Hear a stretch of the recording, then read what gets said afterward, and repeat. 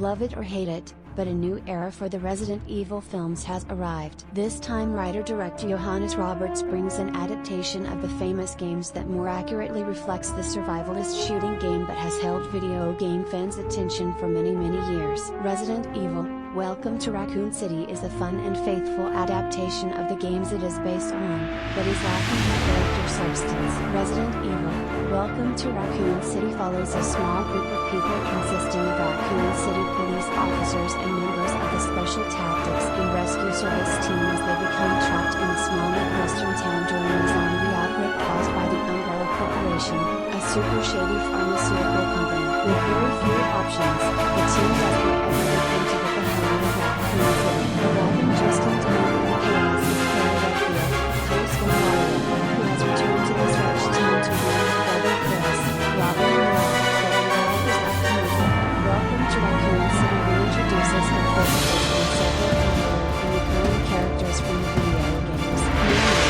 sister brother duo Claire and Chris Redfield, Ricky Kaufman and Lance Kennedy, Captain Jovial, stars agents Jill Valentine, Hannah John Payne, and Albert Wesker, Tom Harper, and Umbrella leader Gary Wickham.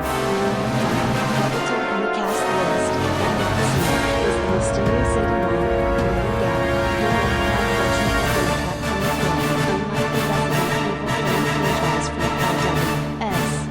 Anderson. This adaptation places front and center the primary playable characters from the games and closely aligns with its narrative. While Anderson rejected the idea of an adaptation that was a tie-in to the games, Roberts offers an alternative approach: be as faithful to the source material without exceeding the limits of the new medium. The result: it works. One thing fans of the games and of horror will notice right away is that Resident Evil: Welcome to Raccoon City goes back to the basics. The first game in the Resident Evil franchise was turned a survival horror. It would then be attributed as the first in a new subgenre of games. Roberts draws from that and creates a film that is exactly what the subgenre suggests: a survival horror with a fair amount of shooting from our characters. Set in 1998, the film pays homage to the first two games of the series, released in 1996 and 1998, respectively, following the characters, the narratives, settings, and tone. It is also inspired by John Carpenter's passage where the horror finds from the 70s and 80s. The most notable influences are Halloween, aside from Precinct 13 and The Fall. These influences were almost immediately recognizable to fans of Carpenter due to the careful camera movements, the use of lighting, and Carpenter's music. Maxim Alexander's cinematography gives the film a distinct Resident Evil aesthetic, with cruiser-edge shotting technique and the campus filmmaking with flow. There is a deliberate effort to ground this video game application with film genres that feel nicely within the game. It is no surprise that Robert's prior films have been predominantly horror, as his adaptation of Resident Evil games and games aspect.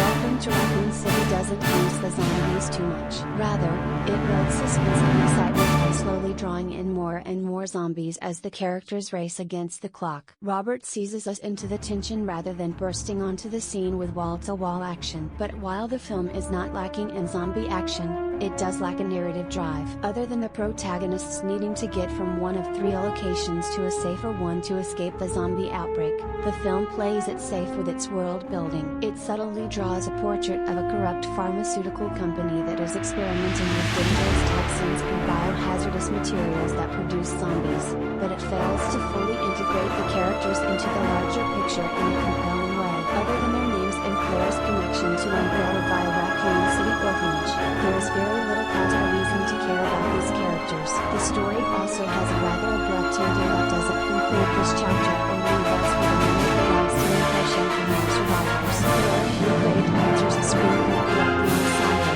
but the cast delivers average acting in what is otherwise a very enjoyable and well-made film. Jordan's plays and plays throughout the film that offers nothing more.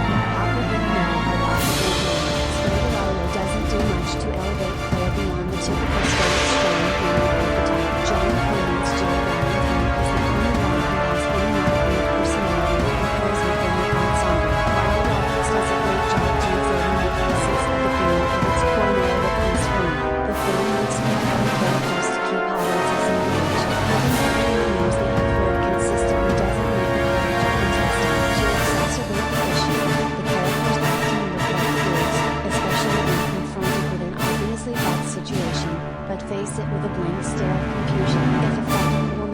face at one's window using blood to sprawl a creepy message on it, "Don't ask her if she needs help. Run." Furthermore, the connections Claire has to Umbrella aren't drawn out enough, and the presence of other forces at play is left for a sequel to expand upon. Without a strong narrative, the blandness of the characters becomes nearly impossible to overlook. Resident Evil: Welcome to Raccoon City is fun in its presentation but lacking in substance. It may be entertaining and faithful to the games, but bland characters and half-baked world building dampen the impact of what could have been a fabulous adaptation. If there is a sequel, then Welcome to Raccoon City is a great start for an exciting, faithful adaptation of the games. If this is to become like so many wishful franchise starters and fails to get that much needed sequel, then the film is a good time, albeit not